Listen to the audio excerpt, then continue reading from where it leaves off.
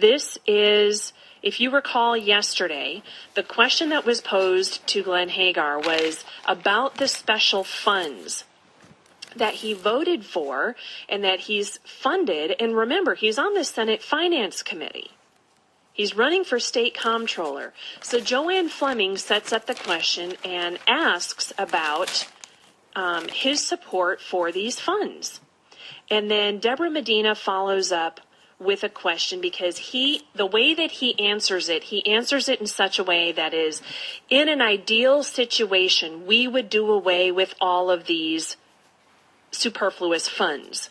You know, the Emerging Technologies Fund, and he lists a lot of examples that are probably the most egregious of tax dollars going into industries and businesses that do not deserve and should not be paid with taxpayer dollars. And those funds are the most offensive and the most egregious, and he's saying, yes, in an ideal situation, none of those funds would exist and they would all be abolished. This is where we're picking up the audio. I played that audio for you yesterday, and Deborah Medina catches exactly what I caught, okay? We don't live in a perfect situation. What have you done? And this is the answer that I want you to hear because it leads us into our next audio.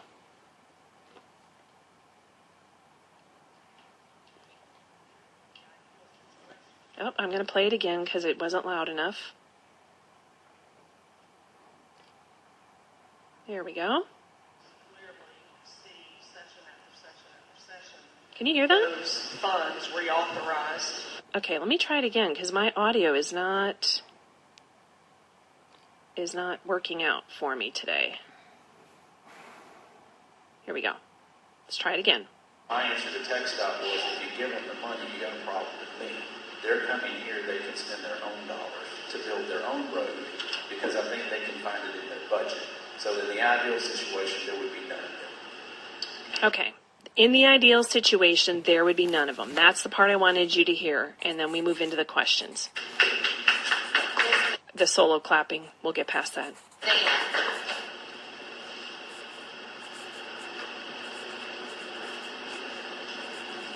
Let's get beyond the theory of the ideal situation, because we clearly see session after session after session those funds reauthorized. The expenditures, the crony capitalism, the corporate welfare, whatever you want to call them, those expenditures continue. Kind of what's been your role, and if your belief is that we ought not be using tax dollars that way to stop that sort of spending? This last session, say for example, with the special use fund, for that one, for example, is that there was reforms put into it to tighten that up. And I ultimately voted for that legislation to tighten it up. We could have tried to make an effort to eliminate it.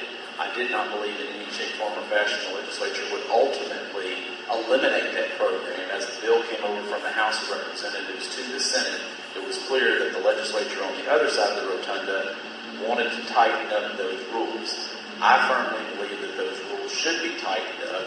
I could have made an effort, a greater effort to... Okay. I could have made an effort. That's the second time he's used that phrase. I could have made an effort. He goes back and corrects himself. A greater effort. But ... he didn't. Let's continue. The program, however, in essence, it wasn't going to be killed. And the last thing that I wanted it to do was continue in the exact same form that it had, because it was too loose the way it existed. Okay, so his answer to Deborah Medina's question, she said, if you believe that these funds shouldn't exist, why did you continue to vote for them or allow them to continue session after session after session? And he said, well, there was no way that the House was going to kill this committee, and so I feel like it was, kind of a loose fund. That's politispeak for corrupt. A loose fund, and that we should tighten it up. But he didn't raise the alarm.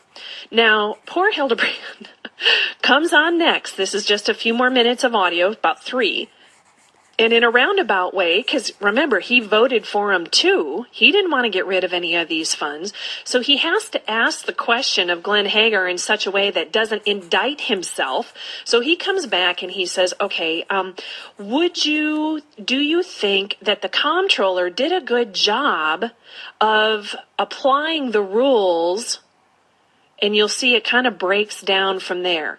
It's Hagar's response after that comes back to his tough talk from before. I told him, don't bring me any funding for that. I'm not going to look at any of that. I'm not going to have anything to do with that. Well, the tough talk comes back again right after Hildebrand kind of fumbles through his questions. So let's continue with the audio from this point. Mr. Hildebrand.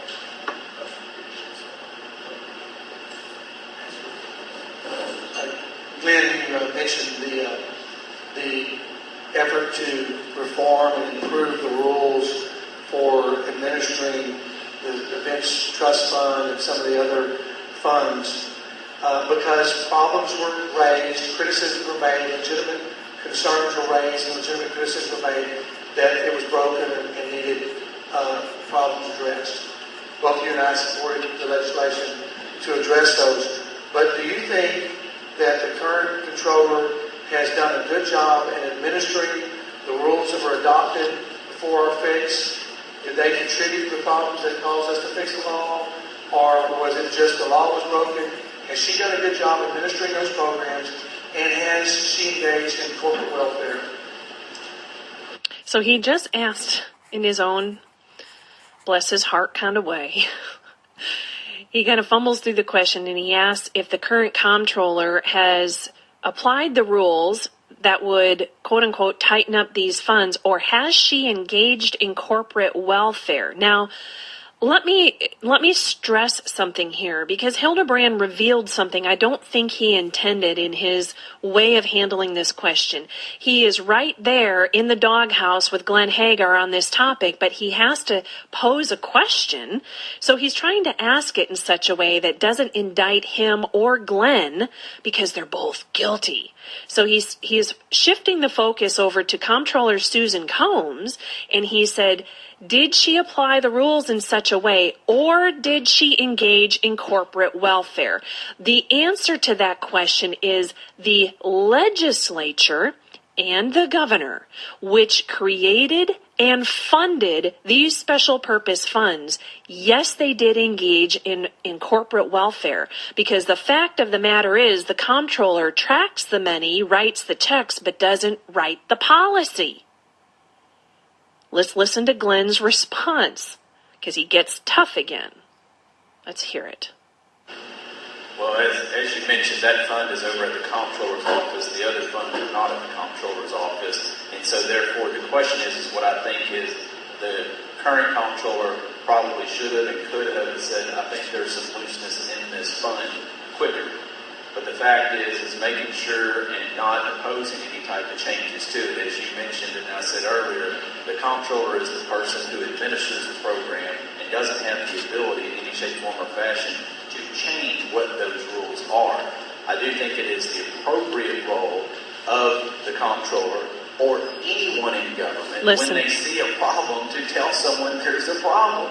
I mean, you don't just say, oh, well, sorry, I'm going to have to continue to do it the way things have always been done because it's sitting here in my lap. No, it is your job to say there is a problem. By the way, ring the bell, pull the fire alarm down, and make sure something changes. Nice. Thank you, Glenn Hegar. Ring the bell, pull the fire alarm, and make sure something changes.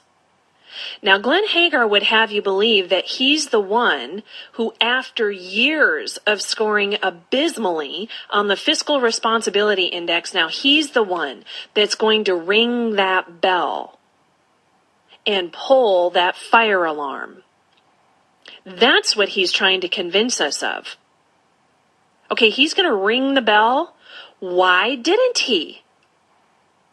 If he wants to be entrusted with the checkbook of the 14th largest economy in the world, and he has not rung the bell on the budget, In any of the years that he has been in the Senate, he has never voted against the budget. He has never raised the alarm. He has never raised the alarm on these special funds that he just spent minutes decrying and deriding. Well, in a perfect world, we wouldn't have any of them. Well, why did you keep approving them? Why, as on the Senate Finance Committee, if anybody could raise the alarm, why didn't you? That's the heart of the question. And that's what I get into with him in my conversation after the entire debate was complete. So I'm going to get to that right after these messages. Don't go anywhere. I'm going to be right back.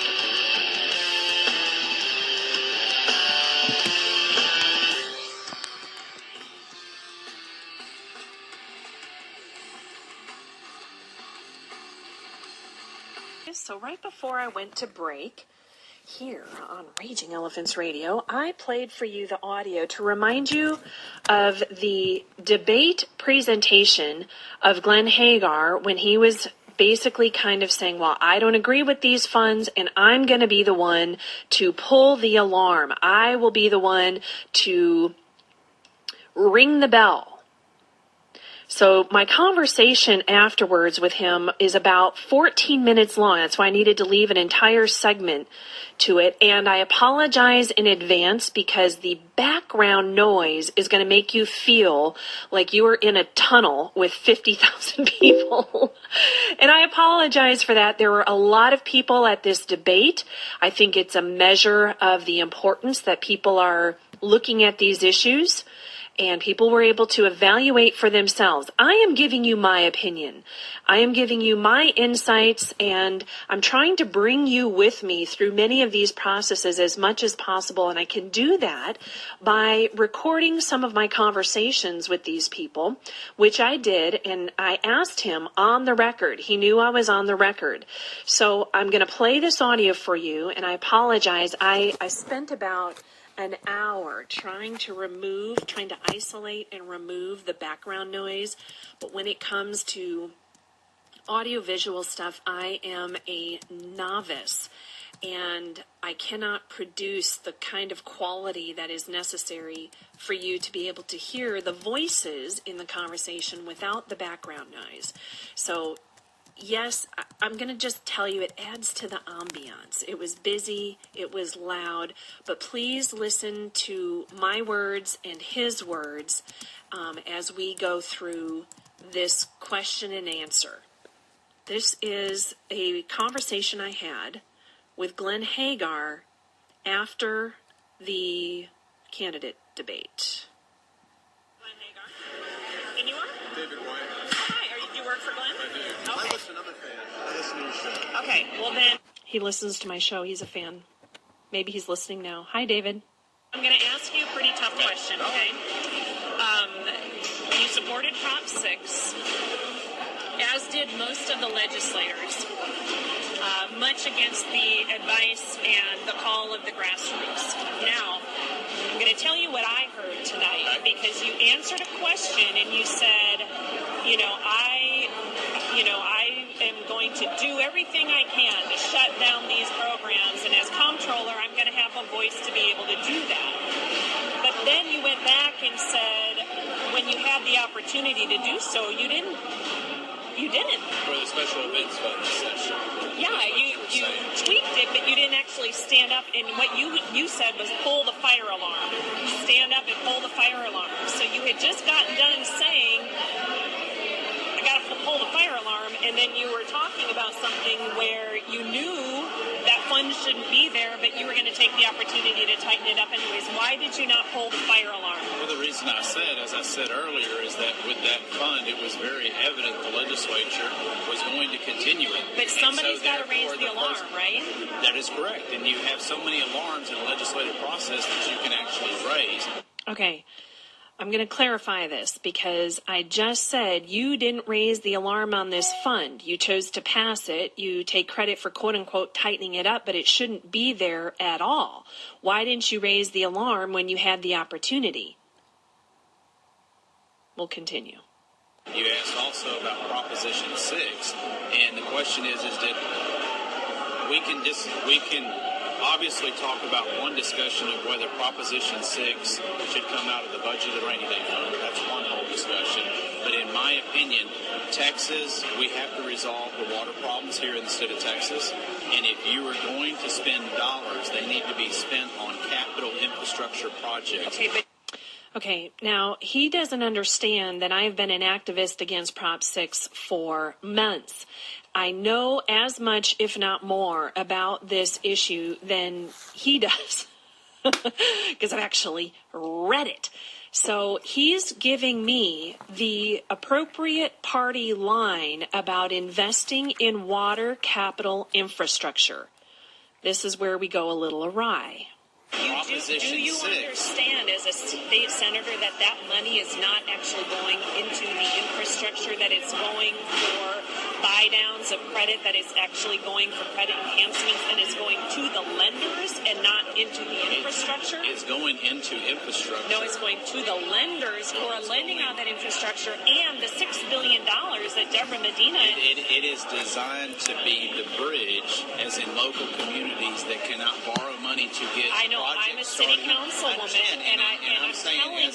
as the way the process is set up, as a city council, if you do not have the dollars to start design on a project, the $2 billion is there for you to borrow that money to begin that design on those projects to ultimately get to funding projects. Why was the first $6 billion? Actually, it goes back to the $2 billion from 2001. The $6 billion has not even been touched, and the first $2 billion from 2001, Prop 19, has not been touched. The $6 billion. Well, actually has. The $6 billion was not originally designed to be a bridge. It should have, in hindsight, to be able to, but that's not how it was set up, to be that bridge for a local community to borrow money early on, even at a no interest rate, and where you don't even have to, as long as you pay the principal back. But you know why the communities are not borrowing that money?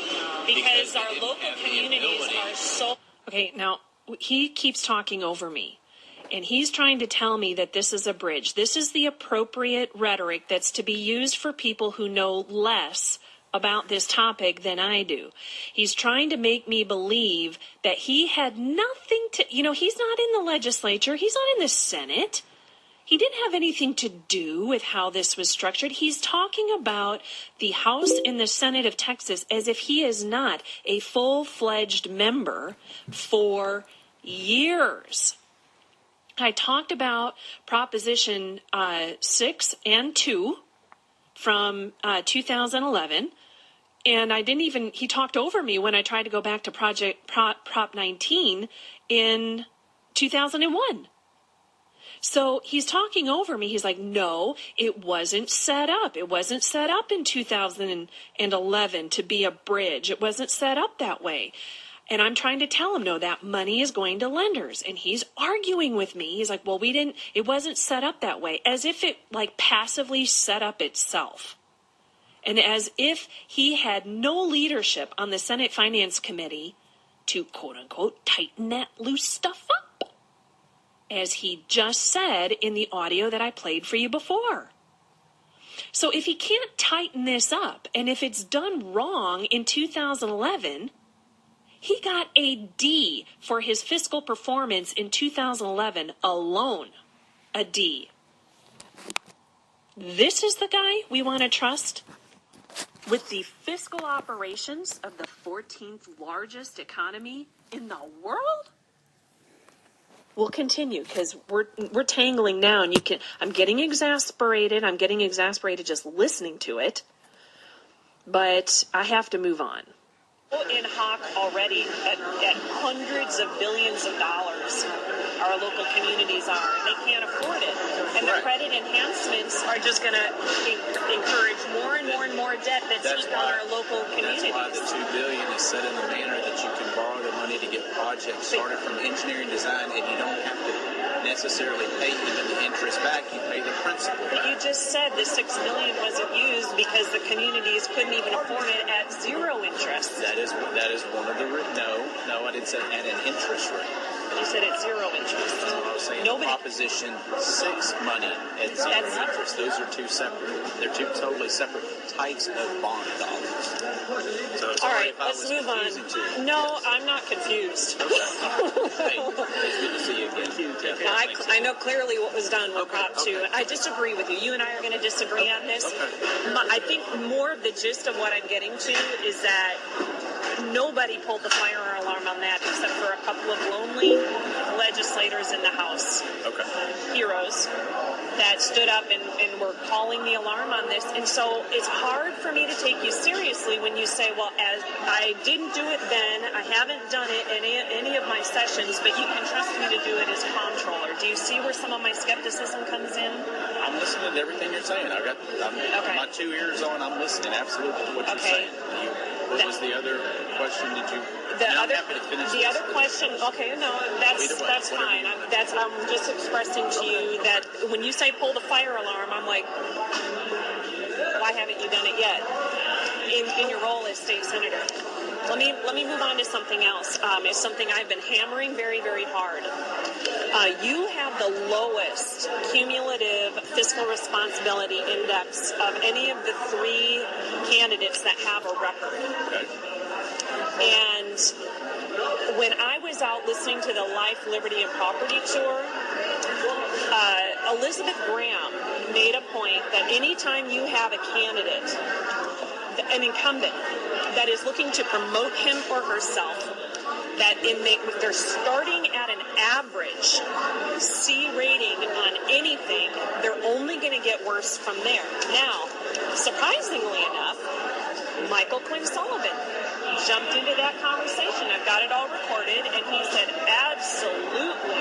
When you start with an incumbent that is only at a C average rating, it's just a slippery slope. You can't start. You have to demand better of your candidates. You have to demand more of your candidates. And I'm sitting there going, really? So I went up and asked him afterwards, how did the rhetoric that you just said in this Life, Liberty, and Property square with your endorsement of Glenn Hegar, who is a cumulative, you've scored Fs on some sessions on fiscal responsibility, and that you have a cumulative D.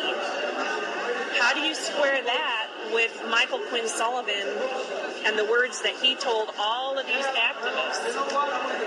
Well, you asked Michael. I wasn't at that event, so I don't know what was said. But you would have to ask them. Number one. I have tried. He's run away. I can't answer a question for someone. Okay, well, how do you square your low ranking, your low rating? In the state senate, I have typically always been at the highest of the ratings when it comes to social issues and the fiscal issues in the top 5 or so, top 6 of all the Senate members. Okay, that's not true. He just got done saying I score in the top 5 or 6 of all Senate members when it comes to fiscal issues. No. That is, you score low. He is the lowest scored of the 3 in this race that have a legislative record. So I just got done asking him, how do you've scored so low? How do you account for your D's and F's?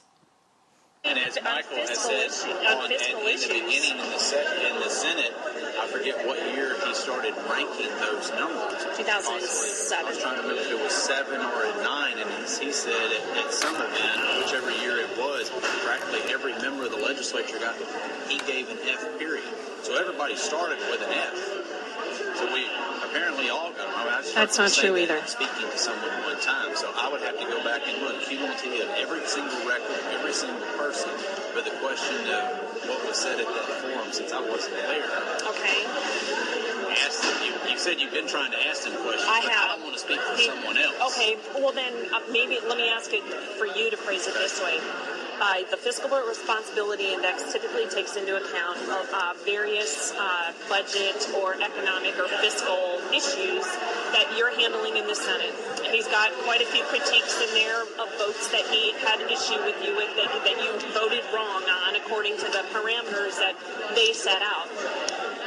And so you have a cumulative D. And I guess my question... For me, I mean, in all fairness, it'd be nice to be able to see these right here because I don't have them. I've got them on my phone. Just my point being is I haven't got them and we can go through them, so... Yeah, I've got them. Okay, he's basically saying, I don't know what you're talking about. I don't know what my scores are, and I wish I could see them so that I knew what you were talking about.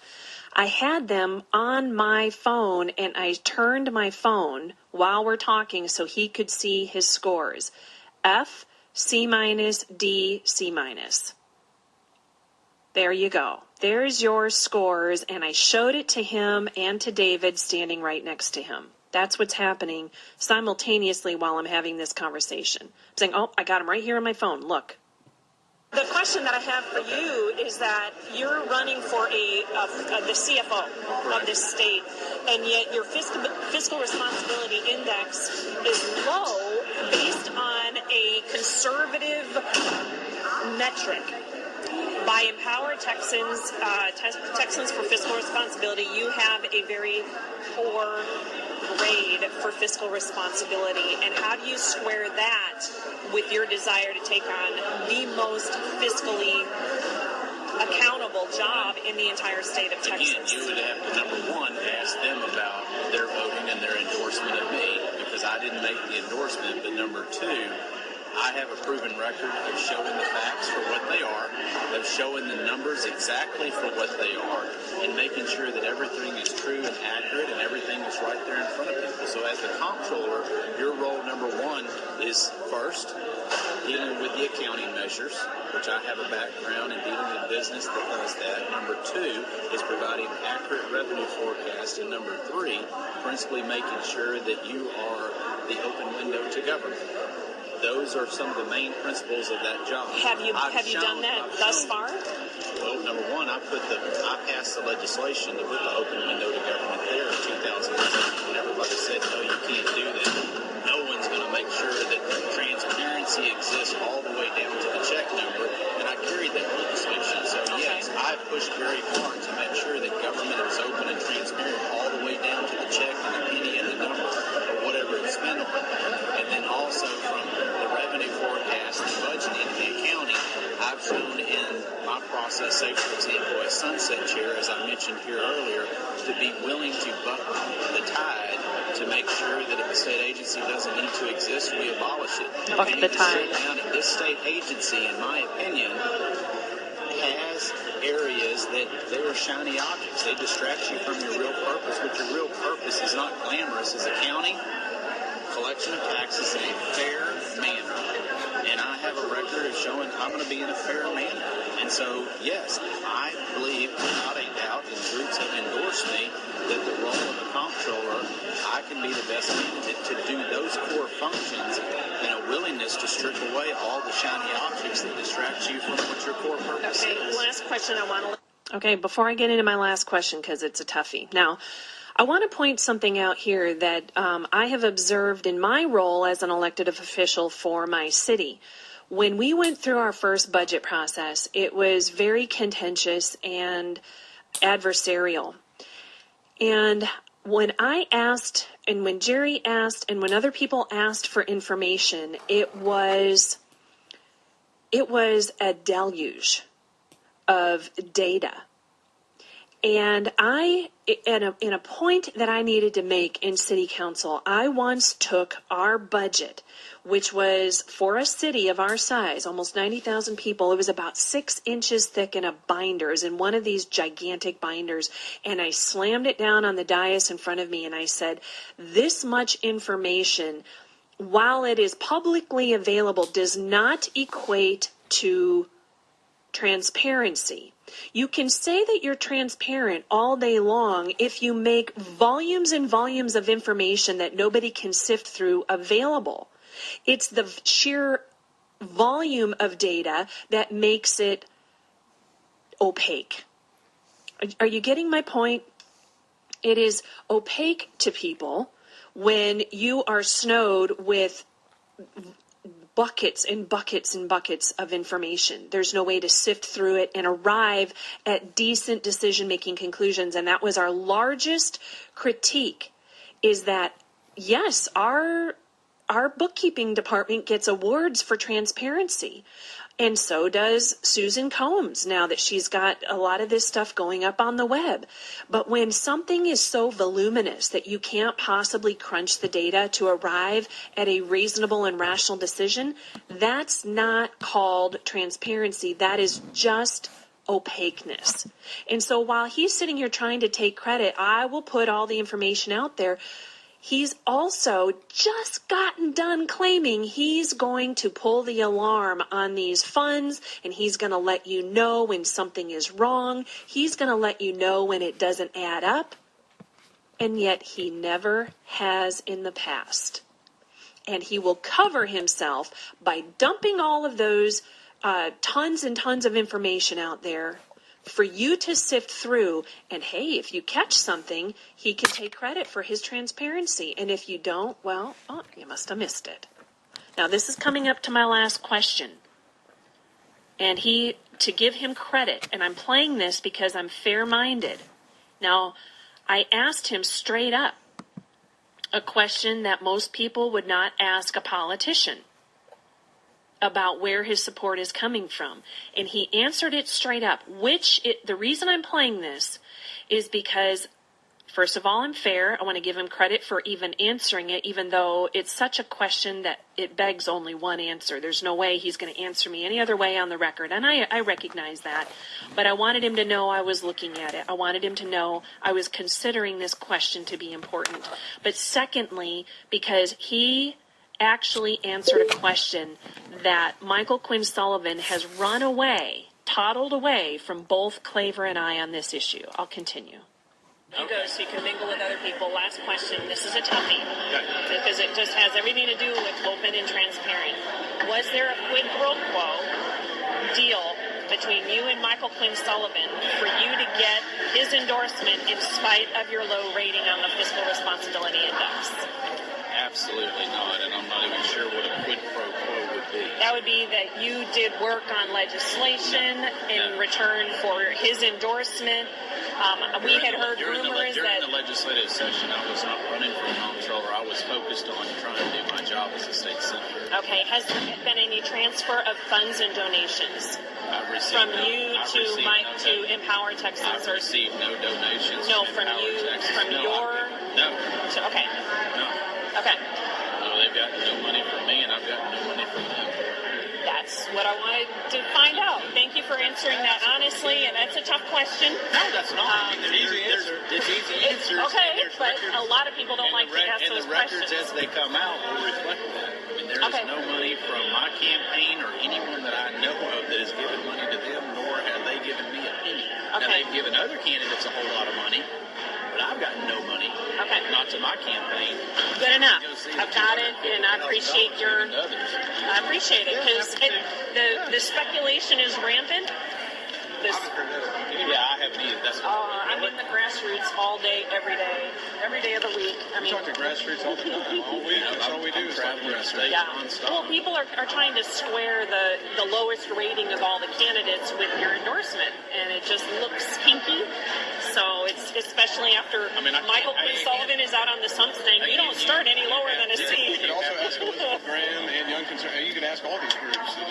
You just have to. I know, if only they had the moral fortitude to answer the questions like Glenn just had. Hey! Well, he's calling the ball to the strike. That means a lot to No, they have not allowed. I've asked the question. He's the only one that answered it. So. Well, I appreciate you saying that. That means a lot to me. All right. I'll tell you, I'm going to answer questions. I got him on the record, and he did. He looked me in the eye and answered the question. This is Doc Green. That says a lot. Doc Green, Raising Elephants Radio. I come on right before her every day. Good to see you. You need to get a stand for that. Hi. Okay. Doc Green got on the scene, and we moved on. So that was how I ended my interview with Glenn Hegar, where I asked him, and he answered the question. So there it is. I played it for you, and you can draw your own conclusions as the independent, critical thinkers that I know you to be. Folks, that is it for my show today. It has been an exciting day, at least for me, because I got to poke fun of myself. I also got to announce a major endorsement for Todd Staples for Lieutenant Governor because of the work that he has been doing for years on border security, work that I had heard of but did not know